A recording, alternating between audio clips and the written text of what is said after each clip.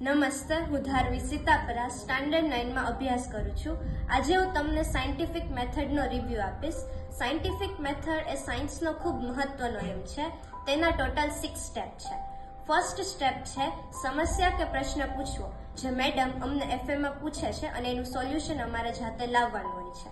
Next step છે background study, કે જે અમે ટેક્સ્ટબુક દ્વારા કરીએ છીએ અથવા કોઈ વેબસાઇટ જેવી કે ગૂગલ, યુટ્યુબ દ્વારા શીખીએ છીએ.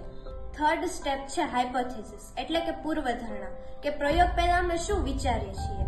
નેક્સ્ટ સ્ટેપ છે પ્રયોગનું નિર્માણ, કે જેમાં અમારી સિન્થેસિસની સ્કિલ ડેવલપ થાય છે.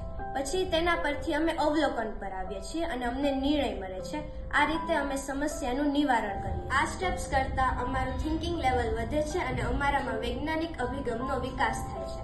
રિયલ લાઈફમાં જો કોઈ અમારી સામે સમસ્યા આવે તો આ સ્ટેપ્સ કરતા અમે તેનું ઇઝીલી નિવારણ કરી શકીએ છીએ. Thank you.